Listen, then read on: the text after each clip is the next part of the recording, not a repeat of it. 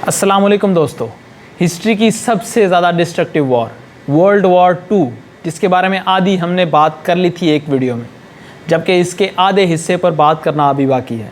तो उसी हिस्से के बारे में हम आज बात करने जा रहे हैं आज की इस वीडियो में। दोस्तों, वर्ल्ड वॉर 2 के जितने हिस्से के बारे में हमने उस वीडियो में डिस्कशन की थी, अगर उसका खुलासा किया जाए एक जुमले में तो बात सिर्फ इतनी बनती है कि ब्रिटेन ही वो कंट्री थी जो कि जर्मनी के अगेंस्ट खड़ी थी। बाकी तमाम कंट्रीज़ ने या तो सरेंडर कर दिया था या फिर हिटलर ने उन पर हमला करके उन पर कब्जा कर लिया था। तो आइए दोस्तों, बात वहीं से शुरू करते हैं। जुलाई 1940 में अगर यूरोप का मैप देखें तो उसके मैप में सिर्फ ब्रिटेन ही अकेला एग्जिस्ट कर रहा था। बाकी तमाम कंट्रीज़ पर हिटलर अटैक कर चुका था। Austria, Poland, Norway, Germany, Denmark, Luxembourg, Netherland, कोई भी कंट्री ऐसी नहीं थी जो कि हिटलर से महफूज थी। दोस्तों, पिछली वीडियो में हमने जिक्र किया था एक और डिक्टेटर के बारे में जो कि था इटली का डिक्टेटर मुसोलिनी। तो एक तरफ इटली पर वो काबिज था, दूसरी तरफ जर्मनी में एक और डिक्टेटर यानी कि हिटलर काबिज था। अब इन दोनों डिक्टेटर्स का आपस में मुआहदा था, गठजोड़ था, और ये मिलकर बाकी तमाम कंट्रीज़ पर अटैक किए जा रहे थे। तो अगर बड़ी पावर्स की बात करें तो सिर्फ 3 ही बची थी।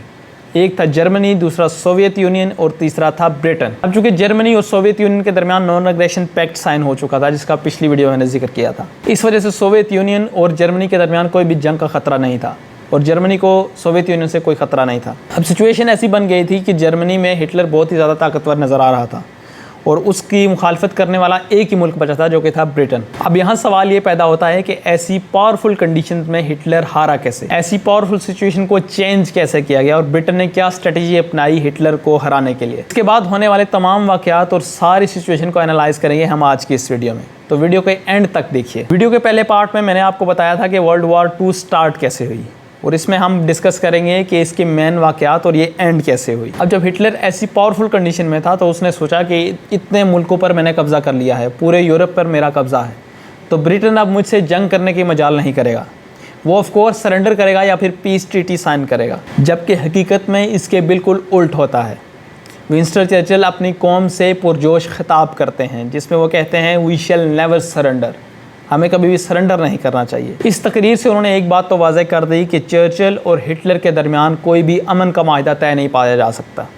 अब जर्मनी के साथ सिर्फ एक ही ऑप्शन है और वो है जंग, यानी कि जर्मनी के साथ जो जंग जारी है वो जारी रहेगी। इस स्पीच का मतलब ये था कि अब ब्रिटेन और जर्मनी के दरमियान जंग होगी और जर्मनी ब्रिटेन पर हमला करने की कोशिश करेगा और हकीकत में ऐसा ही हुआ। हिटलर ने ऑपरेशन सी लाइन के नाम से एक ऑपरेशन प्लान किया ब्रिटिश को इन्वेड करने के लिए। दरअसल में यूके और यूरोप के दरमियान में कोई भी लैंड कनेक्शन नहीं है, दरमियान में समंदर है, लिहाजा सीधा ग्राउंड आर्मी डिप्लॉय नहीं की जा सकती। अब अगर पानी के ज़रिए से शिप्स को भेजा जाए तो ब्रिटिश रॉयल नेवी के पास जर्मनी से ज़्यादा शिप्स थी। इसके बाद हिटलर ने डिसाइड किया कि जो अटैक होगा वो हवाई होगा। इसमें जर्मन एयरफोर्स, इसका नाम लफ्टवाफे था, उसके 2600 एयरक्राफ्ट होंगे, जबकि यूके के पास सिर्फ और सिर्फ 700 एयरक्राफ्ट थे। तो दोस्तों, तारीख थी 10 जुलाई 1940 जब जर्मनी की लफ्टवाफे एयरफोर्स ने हमला कर दिया यूके पे। उनका इब्तिदाई मकसद था उनके एयरक्राफ्ट, उनकी एयरफील्ड्स और उनकी असलहे की मैन्युफैक्चरिंग फैक्ट्रीज को डिस्ट्रॉय करना। जर्मन एयरक्राफ्ट्स बहुत ही तेजी से ब्रिटेन एयरफोर्स पर हमलावर हो गए। ब्रिटिश एयरफोर्स, इनके पास सिर्फ 700 जहाज थे, उन्होंने अपनी पूरी कोशिश की अपनी कंट्री को डिफेंड करने के लिए, लेकिन जर्मन एयरक्राफ्ट्स बहुत ही ज्यादा होने की वजह से उनके लिए डिफेंड करना बहुत ही मुश्किल था। लिहाजा यहाँ ब्रिटेन को बहुत ही ज्यादा नुकसान उठाना पड़ा। इसके बाद जर्मन एयरफोर्स ने रात को भी अटैक करना शुरू कर दिया। 24 अगस्त 1940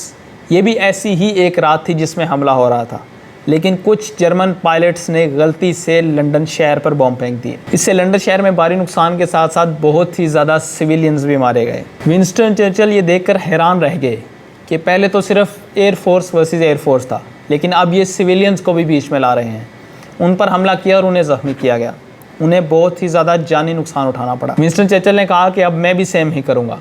उन्होंने इसका जवाब बर्लिन शहर पर हमला करके दिया। अब जब बर्लिन शहर पर हमला हुआ तो हिटलर ने सोचा कि पहले तो मैं लंदन पे बम नहीं गिराना चाहता था, लेकिन अब मैं ज़रूर गिराऊंगा क्योंकि शहरों की आपस में लड़ाई तो शुरू हो गई है। लिहाजा हिटलर ने एक बहुत ही बड़ा अटैक प्लान किया लंदन पर। 15 सितंबर 1940 दोस्तों ऐसा दिन था जिसमें हिटलर ने ऑर्डर किया अपनी एयरफोर्स को कि वो जाकर लंदन शहर पर हमला करें। 1000 से भी ज़्यादा फाइटर जेट एक साथ हल्ला बोल गए लंदन शहर पर। अगर इन एयरक्राफ्ट्स की टोटल तादाद की बात करें तो 1120 इनकी तादाद थी, जिसमें से 620 फाइटर्स थे जो कि सामने वाले जहाज़ों पर अटैक भी कर सकते थे और डायरेक्ट फायरिंग कर सकते थे, जबकि 500 बॉम्बर्स थे जो कि ऊपर से सीधा शहर पर बॉम्ब गिरा सकते थे। जबकि दूसरी तरफ ब्रिटिश रॉयल एयर फोर्स के बाद सिर्फ 630 एयरक्राफ्ट्स थे। तो सोचिए दोस्तों, एक साथ 1120 एयरक्राफ्ट्स जब एक शहर पर हमला करने आ रहे हों तो क्या ही मंजर देखा होगा तब ब्रिटेन के लोगों ने। अगर हम अटैक की स्पेसिफिकली बात करें तो इसमें सिर्फ 100 बॉम्बर्स और 400 फाइटर्स को भेजा गया पहली वेव में। ये वेव एकदम से आई और ब्रिटिश एयर फोर्स के साथ टकरा गई। इनमें एक घमसान की लड़ाई हुई और बहुत ही पुरजोश हमला देखने को मिला। ब्रिटिश एयर फोर्स ने 60 लुफ्टवाफे एयरक्राफ्ट्स गिराए, जबकि खुद उनके 29 एयरक्राफ्ट्स गिरे। जी हाँ दोस्तों, और यहाँ पर सक्सेसफुली जर्मन एयर फोर्स की वेव 1 को ब्रिटिश रॉयल एयर फोर्स ने हरा दिया। British royal air force German air force को रोकने में कामयाब रही और पहली वेव को अच्छे से डिफेंड कर लिया। अगर हम स्पेसिफिकली इस रीज़न को जानने की कोशिश करें कि कैसे एकदम 500 आते हुए जहाज़ों को रोका गया एक छोटी सी एयरफोर्स की मदद से, तो इसका जवाब दोस्तों बहुत ही सिंपल मिलता है। जब एक कंट्री दूसरी कंट्री पर अटैक करती है तो उसको यकीनन कुछ चाहिए होता है, वो कुछ हासिल करना चाहती है। जबकि वो कंट्री जिस पर हमला हो रहा होता है उसके ये ज़िंदगी और मौत, जीने और मरने का सवाल होता है। ये उसकी एग्जिस्टेंस की बात होती है कि अगर आज जी जान से नहीं लड़े, आज अगर सामने होकर दिफा नहीं किया तो हमारी कंट्री सफ़ाह हस्ती से मिट सकती है। यही जो जोश था जिसकी वजह से ब्रिटेन ने पहली बार जर्मनी को शिकस्त दी। ये पहली बार थी जब हिटलर को सामने से कोई नाकामी या शिकस्त का सामना करना पड़ा। इसकी बहुत ही अच्छी मिसाल हमें रशिया और यूक्रेन की पिछले साल होने वाली जंग में मिले, जिसमें रशिया ने यूक्रेन पर हमला किया कुछ पाने की गर्ज से, लेकिन यूक्रेन जी जान से लड़ा और आज तक वो डिफेंड करने में काफ़ी हद तक खुद को कामयाब रहा और रशिया के हाथ कुछ खासा लगा नहीं। तो इस लड़ाई को कहते हैं battle of the Britain day. ये पहली शिकस्त थी जो कि हिटलर को फेस करना पड़ी। हिटलर को अपनी हार नज़र आ गई थी और वो जानता था कि यहाँ से कुछ खातिर खा कामयाबी मिलने के चांस नहीं है। यही वजह है कि उसने यूके से हटाकर अपना फोकस किया सोवियत यूनियन पर, जिसके साथ उसका नॉन एग्रेशन पैक्ट यानी कि पीस और अमन का माहिदा तय पाया गया था। अगर हम बात करें अप्रैल 1941 की, तो उसमें यूरोप का मैप कुछ ऐसा दिखता था। ईस्टर्न यूरोप में हंगरी, रोमानिया और बुल्गारिया ने जर्मनी के साथ अलायंस बनाकर एक्सिस पावर में शामिल हो गई थी। ईस्ट साइड पे आए तो यूगोस्लाविया और ग्रीस पर पहले ही हिटलर ने हमला कर रखा था। दूसरी तरफ इटालियन डिक्टेटर मुसोलिनी लीबिया और ग्रीस पर अटैक करने की कोशिश कर रहा था। दरअसल मेडिटेरेनियन सी में ब्रिटिश सोल्जर्स का वहां पर होना मुसोलिनी के लिए बिल्कुल भी अच्छा नहीं था, जिसकी वजह से लीबिया और ग्रीस को वो ऑक्यूपाई नहीं कर पा रहा था। इटालियन फोर्सेस दरअसल में उनके साथ अकेले डील नहीं कर पा सकती थी। यही वजह है कि हिटलर ने अपने कुछ ट्रूप्स लीबिया भेजे इटालियन ट्रूप्स की मदद करने के लिए। जर्मन ट्रूप्स के आने के बाद यूगोस्लाविया और ग्रीस पर भी हमला करके उनको ऑक्यूपाई कर लिया गया। हिटलर दरअसल यूके पर अटैक करने में इंटरेस्टेड था ही नहीं, उसे इस सब में धकेला गया विंस्टन चर्चिल की उस स्पीच की वजह से। वो दरअसल में चाहता था कि यूके उसके साथ एक पीस ट्रीटी साइन कर ले, बस। एक्चुअली वो अपना सारा फोकस सोवियत यूनियन पर करना चाहता था। वो उस पर अटैक करके, उस पर हमला करके उसको ऑक्यूपाई करना चाहता था। इसकी एक रीज़न ये थी कि वो जब सोवियत यूनियन पर हमला करेगा और इतने बड़े मुल्क पर कब्जा जमा लेगा तो ब्रिटेन डर के मारे खुद ही पीस ट्रीटी साइन करने के लिए आगे बढ़ेगा। लेकिन सोवियत यूनियन के साथ तो नॉन एग्रेशन पैक्ट तय पाया गया है, वो उस पर हमला कैसे कर सकता है? इसकी रीज़न दरअसल में एक ही है, हिटलर कम्युनिस्ट आइडियोलॉजी के बहुत ही ज़्यादा खिलाफ था। वो नफरत करता था कम्युनिस्ट से। यही वजह है कि वो सोवियत यूनियन के बहुत ही अगेंस्ट था। ये बात मैंने इस वीडियो के पहले पार्ट में भी बताई है। तो दोस्तों, हिटलर शिकार था मेगालोमेनिया का। उसका मानना ये था कि वो जितनी ज़्यादा ज़मीन पर कब्जा करेगा, उसकी पावर, उसका रोब, उसका दबदबा उतना ही ज़्यादा बढ़ेगा। उसको पावर का नशा चढ़ गया था और पावर का नशा उसके सर पर इतना सवार हो गया था कि वो इसी नशे में अपनी सबसे बड़ी गलती कर बैठा, जो कि थी सोवियत यूनियन पर हमला करना। ये वर्ल्ड वॉर 2 में हिटलर की सबसे बड़ी गलती भी मानी जाती है। उसका प्लान बहुत ही सिंपल था कि जैसे फ्रांस को उसने ऑक्यूपाई किया था वैसे ही वो सोवियत यूनियन को भी ऑक्यूपाई कर लेगा। इसमें दरअसल उसका प्लान था कि आर्मी को 3 हिस्सों में डिवाइड किया जाए। एक हिस्सा बाल्टिक रीजन की तरफ जाएगा, जो वहाँ से लेनिनग्राड की तरफ जाएगा, जहाँ पर स्टालिन का घर था। इसका जिक्र मैंने पिछली वीडियो में किया था। सेकंड ग्रुप मॉस्को पे अटैक करेगा और थर्ड ग्रुप साउथ की तरफ से होता हुआ अटैक करेगा, यूक्रेन की तरफ से एंटर होते हुए। तो ऑपरेशन का आगाज हुआ 22 जून 1941। सोवियत यूनियन के पास दरअसल में बहुत ही बड़ी आर्मी थी जर्मन के कंपैरिजन में। सोवियत यूनियन के पास दरअसल में 20,000 टैंक थे, जबकि जर्मनी के पास सिर्फ 6,000 ही थे।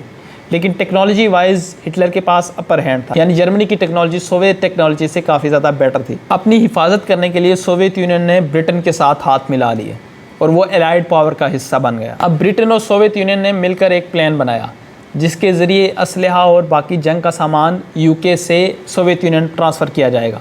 इसके लिए एक रूट डिसाइड किया गया जो कि ईरान के थ्रू गुजरता था। लेकिन ईरान की गवर्नमेंट दरअसल में हिटलर को सपोर्ट करती थी, इसलिए यूके और सोवियत यूनियन ने पहले ईरान को इन्वेड किया और इस पर हमला किया। लेकिन ये कुछ खातिर ख्वाह फायदेमंद नहीं हुआ, क्योंकि हिटलर की आर्मी ब्लिट्जक्रेग स्ट्रेटजी का इस्तेमाल करते हुए तेजी से सोवियत यूनियन के अंदर घुस रही थी। वो 2 ही दिन में तकरीबन 100 किलोमीटर से भी ज्यादा आगे चले गए थे। वो बहुत ही तेजी से आगे बढ़े थे और कुछ ही हफ्तों में वो मॉस्को से सिर्फ 300 किलोमीटर की दूरी तक आ गए थे। ये सब अच्छे से चल रहा था कि हिटलर और उसके मिलिट्री के कुछ कमांडर्स के दरमियान अनबन हो गई, जिसकी वजह से हिटलर की आर्मी रुक गई। उन्होंने अगला हमला अक्टूबर तक पोस्टपोन कर दिया। अब ठंड बढ़ती जा रही थी, जिसका सोवियत यूनियन को फायदा था, क्योंकि सोवियत यूनियन के ट्रूप्स सर्दी में लड़ने के काफ़ी ज़्यादा आदी थे, जबकि जर्मन ट्रूप्स को इसकी आदत बिल्कुल भी नहीं थी। दूसरी तरफ सोवियत यूनियन और जापान की आपस में अनबन चल रही थी, लेकिन सोवियत यूनियन ने अपना फ़ायदा देखते हुए जापान के साथ नॉन एग्रेशन पैक्ट साइन किया, यानी कि एक अमन का माहिदा।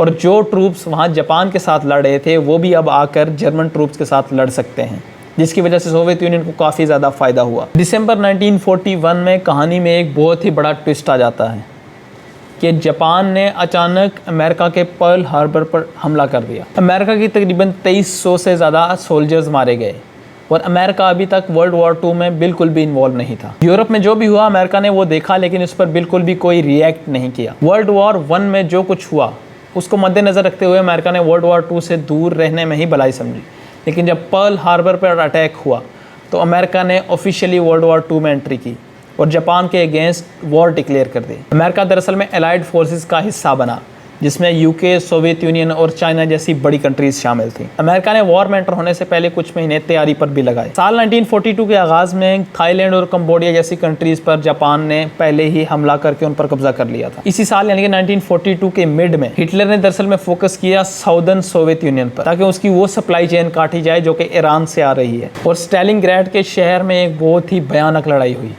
जिसके बाद सोवियत ट्रूप्स सक्सेसफुली खुद को डिफेंड करने में कामयाब हो गए जर्मन ट्रूप्स से, जबकि साउथ पैसिफिक में अमेरिका और एलाइड फोर्सेस मिलकर जापानीज टेरिटरीज पर हमला कर रहे थे। जापान के 4 इंपॉर्टेंट एयरक्राफ्ट और सप्लाई कैरियर्स को जून 1942 में अमेरिका की तरफ से डिस्ट्रॉय कर दिया गया था। 1942 के एंड में दरअसल में ब्रिटिश आर्मी ने सक्सेसफुली जर्मन और इटालियन आर्मी को इजिप्ट से बाहर निकाल दिया था। नवंबर 1942 अब सर्दी फिर से बढ़ने लगी थी, जो कि जर्मन ट्रूप्स के लिए बहुत ही बड़ा मुश्किल का वक्त था। तो फिर एक मुकाम ऐसा आ गया था जिसमें जर्मनी ऑलमोस्ट जंग जीत चुका था, लेकिन फिर भी सोवियत यूनियन के ट्रूप्स ने हार नहीं मानी और वो आखिरी दम तक लड़ते रहे। बैटल ऑफ स्टालिनग्राड ये दरअसल में बहुत ही ज़्यादा खतरनाक और जानलेवा रही। आखिरकार सोवियत सोल्जर्स सक्सेसफुल रहे और जर्मन ट्रूप्स हार मान गए। तकरीबन 3 लाख जर्मन ट्रूप्स ने सरेंडर किया फरवरी 1943 में। ये सबसे बड़ा टर्निंग पॉइंट था वर्ल्ड वॉर 2 का। इसमें हिटलर को सरेआम शिकस्त हो चुकी थी। के कुछ ही महीने बाद जुलाई 1943 में इटालियन सिटीजन्स ने अपने डिक्टेटर को उसके ओहदे से उतार दिया। उसके खिलाफ बहुत ही ज़्यादा मुजाहिरे हुए और आखिरकार उसे फांसी के फंदे पर लटका दिया गया, कुछ पार्टीसन्स की तरफ से, जो कि एक गांव के रहने वाले थे। अब ये पार्टीसन्स कौन लोग हैं? ये दरअसल में आम लोग हैं जो कि अपने हक के दिफा के लिए हथियार उठाते हैं और अपना हक छीन कर लेते हैं। ये इटली के डिक्टेटर मुसोलिनी के अगेंस्ट खड़े हुए और उसे फांसी के फंदे तक पहुंचाया। यहाँ पर आपको एक बहुत ही इंटरेस्टिंग फैक्ट बताता चलूँ, नेटफ्लिक्स की सीरीज़ मनी हीस्ट के हवाले से। इसका गाना बेला चाओ दरअसल में इटली में वर्ल्ड वॉर 2 के इसी दौर के दौरान मशहूर हुआ था। अगर इस गाने के स्टार्ट पर गौर करें तो ये स्टार्ट होता है ओ पार्टिगियानो, यानी कि ओ पार्टीसन्स। इटली के डिक्टेटर मुसोलिनी के फांसी पर चढ़ने के साथ एक नई हुकूमत इटली में मार्ज़े वजूद में आई। इस हुकूमत ने डिसाइड किया कि वो अब एलाइड फोर्सेस के अगेंस्ट जंग बंद करेगी। इसके साथ ही एलाइड फोर्सेस में और कॉन्फिडेंस आया कि वो हिटलर को हरा सकते हैं। नवंबर 1943 में स्टालिन, चर्चिल और रूजवेल्ट ये तीनों तेहरान में मिले वर्ल्ड वॉर 2 की कंडीशन को डिस्कस करना है, उसके ख़त्म करने के लिए। 6 जून 1944 एक और बहुत ही ज़्यादा तारीख़ी दिन, जिसको डी डे के नाम से पुकारा जाता है। इस दिन दरअसल एलाइड फोर्सेस के ग्राउंड ट्रूप्स, जिसमें यूके, अमेरिका और कैनेडियन ट्रूप्स 1.5 लाख से भी ज़्यादा मौजूद थे, उन्होंने हमला बोल दिया जर्मन ट्रूप्स पे। ये दरअसल में एक लैंड फाइट थी जो कि नॉर्मेंडी के बीचेस फ्रांस पर हो रही थी। डंक क्रीक की इवैक्यूएशन, जिसका जिक्र मैंने इस वीडियो के पहले पार्ट में किया था, उसके बाद ये पहला मौका था जबकि जर्मन आर्मी और ब्रिटिश आर्मी दरअसल आमने सामने ज़मीन पर लड़ रही थी। हिटलर के लिए ये बहुत ही टफ सूरत हाल थी। एक तरफ में सोवियत यूनियन में ठंड की वजह से हिटलर हार रहा था, उसे खातिर ख्वाह कामयाबी मिल नहीं रही थी। दूसरी तरफ वेस्टर्न साइड से उस पर और हमला हो रहा था ब्रिटेन की तरफ से, तो उसके लिए बहुत ही मुश्किल सूरत हाल थी। तो ऐसी सूरत हाल में हिटलर ने डिसाइड किया कि ईस्टर्न साइड से सोवियत यूनियन से आर्मी हटाकर वेस्टर्न साइड पर यानी कि जो यूके की तरफ से अटैक किया गया है उसे रोका जाए और जो इलाका अपने पास है उसे डिफेंड किया जाए। तो जैसे ही हिटलर ने अपनी आर्मी सोवियत यूनियन से हटाकर वेस्टर्न की तरफ लाने की कोशिश की, वैसे ही सोवियत यूनियन की तरफ से एक बहुत ही बड़ा हमला देखने को मिला।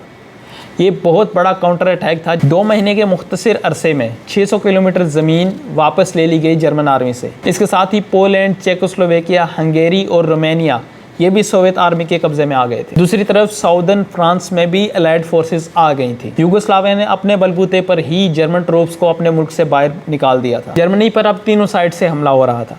ऐसी कंडीशन में हिटलर ने अपना आखिरी हमला प्लान किया, जो कि था द बैटल ऑफ बल्ज। ये बैटल ऑफ बल्ज प्लान की गई थी आर्डेनेंस के फॉरेस्ट में, जहां से फ्रांस पर हमला किया गया था शुरुआत में। जर्मनी ने एलाइड फोर्सेस को बाहर निकालने की कोशिश की। एलाइड फोर्सेस ने दरअसल जर्मन सिटीज़ पर बॉम्बिंग करना स्टार्ट कर दी। फरवरी 1945 में दरअसल में याल्टा कॉन्फ्रेंस की गई क्रीमिया में, जिसमें यह अनाउंस किया गया कि कोई भी कंट्री जो जर्मनी के अगेंस्ट वॉर डिक्लेयर करना चाहती है वो आकर एलाइड फोर्सेस को ज्वाइन कर सकती है। Venezuela, Turkey, Uruguay, Paraguay, Egypt, Saudi Arabia, ये वो सारी कंट्रीज़ थी जिन्होंने हिटलर के अगेंस्ट वॉर डिक्लेयर की। लेबनान और सीरिया भी इन्हीं कंट्रीज़ में शामिल थी। वर्ल्ड वॉर 2 के आखिरी 4 महीने काफ़ी ज़्यादा दर्दनाक रहे।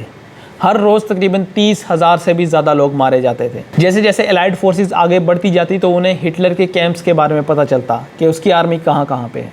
इसके साथ साथ ही हिटलर की तरफ से काफ़ी ज़्यादा मासूम लोग मारे जाते। रोज़ाना के हिसाब से सैकड़ों और हज़ारों लोग मरते। एलाइड फोर्सेस दरअसल कंटिन्यूसली बॉम्बिंग कर रही थी जर्मन सिटीज़ पर, जिसको काफ़ी ज़्यादा क्रिटिसाइज़ भी किया गया कि जिसकी वजह से मासूम लोग काफ़ी ज़्यादा मारे जाते हैं। हिटलर को ग्राउंड पर जाकर भी मारा जा सकता है, लिहाजा इस बॉम्बिंग को रोका जाए। ड्रेसडन जैसी सिटीज़ बिल्कुल खाक में मिल गई इस बॉम्बिंग की वजह से। अब एक बात क्लियर हो चुकी थी कि हिटलर मुकम्मल तौर पर हार चुका है। मई 1945 में सोवियत आर्मी ने बर्लिन शहर को कम्प्लीटली चारों तरफ से घेर लिया था। उसके 2 दिन पहले ही यानी कि 30 अप्रैल को हिटलर ने खुदकुशी कर ली थी। जी हाँ दोस्तों, सही सुना आपने। इतना बड़ा लीडर जो खुद को इतना बड़ा पावरफुल कहता था, उसने अपनी हार से पहले ही खुदकुशी कर ली। हार तो दरअसल वो पहले ही चुका था। दरअसल में वो अपनी हार को मानना नहीं चाहता था। 8 मई 1945 को जर्मनी ने सरेंडर कर दिया फॉर्मली, और इसके साथ ही जर्मन को काफ़ी टुकड़ों में डिवाइड किया गया। ईस्टर्न जर्मनी और वेस्टर्न जर्मनी को डिवाइड किया गया। पोलैंड के नाम से कोई कंट्री एग्जिस्ट ही नहीं करती थी, लिहाजा ईस्टर्न जर्मनी को पोलैंड का नाम दिया गया और एक नई कंट्री बनाई गई पोलैंड के नाम से। बहुत सी कंट्रीज़ के बॉर्डर्स दोबारा से ड्रॉ किए गए, और आज जो यूरोप का मैप हम देखते हैं ये वर्ल्ड वॉर 2 की वजह से है। ये उसकी तकसीम की वजह से ऐसा दिखता है। वर्ल्ड वॉर 2 से पहले ये मैप दरअसल में कम्प्लीटली डिफरेंट होता था। जर्मनी में जो नई हुकूमत बनाई गई उसके फ्रांस के साथ अच्छे ताल्लुकात कायम किए गए, और इन 2 मुल्कों में चल रही बरसों की लड़ाई को ख़त्म किया गया आखिरकार। इनिशियली इन दोनों मुल्कों में ताल्लुकात बढ़ाने के लिए और बहाल करने के लिए the European coal and steel committee बनाई गई, ताकि वो कोल और स्टील में ट्रेडिंग कर सकें। इसके साथ साथ बाद में बाकी यूरोपियन कंट्रीज़ ने भी इसे ज्वाइन कर लिया। इसके साथ साथ इटली और यूके वगैरह ने भी इसे ज्वाइन किया, और करते करते साल 2000 में यूरोपियन यूनियन फॉर्म हुई। इसी यूरोपियन यूनियन ने दरअसल में यूरोप की तमाम कंट्रीज़ के बॉर्डर्स को इरेज किया, जिसकी वजह से आज तक वर्ल्ड वॉर 2 जैसी कोई वॉर नहीं हुई, जो कि एक बहुत ही अच्छी बात है। इसके बाद यूनाइटेड नेशंस बनाई गई ताकि कोई भी दोबारा बड़ी जंग ना हो। इसके बाद वर्ल्ड बैंक, IMF और नेटो जैसी बड़ी तंजीमों का आगाज़ किया गया इंटरनेशनली तमाम कंट्रीज़ के लिए। अगर हम यूनाइटेड नेशंस के परमानेंट मेंबर्स की बात करें तो ये वही कंट्रीज़ हैं जो कि एलाइड फोर्सेस का हिस्सा थी वर्ल्ड वॉर 2 में। एक और चीज़ जो अभी तक मैंने मेंशन नहीं की वो ये है कि अभी सिर्फ जर्मनी ने सरेंडर किया था, वर्ल्ड वॉर 2 अभी ओवर नहीं हुई। जापान ने तकरीबन 2 महीने का वक्त लगाया सरेंडर करने के लिए। जापान को दरअसल में एक अल्टीमेटम दिया गया कि वो सरेंडर कर दे, जो कि उसने किया नहीं, जिसकी वजह से अमेरिका ने हिरोशिमा और नागासाकी पर बॉम्बिंग की। अमेरिका और जापान की इस दुश्मनी की वजह क्या थी, क्या खलिश थी और क्या दरारें थी, क्या वजूहात थी, इस पे दरअसल एक पूरी वीडियो बन सकती है, जो कि मैं फिर कभी एक वीडियो में एक्सप्लेन करूँगा। तो दोस्तों, अगर वीडियो आपको इन्फॉर्मेटिव लगी और पसंद आई और आप इस तरह की मज़ीद वीडियोज़ देखना चाहते हैं तो आप इस चैनल को सब्सक्राइब कीजिए, वीडियो को लाइक कीजिए और दोस्तों के साथ शेयर कीजिए। तो मिलते हैं अगली वीडियो में, तब तक के लिए अल्लाह हाफ़िज़।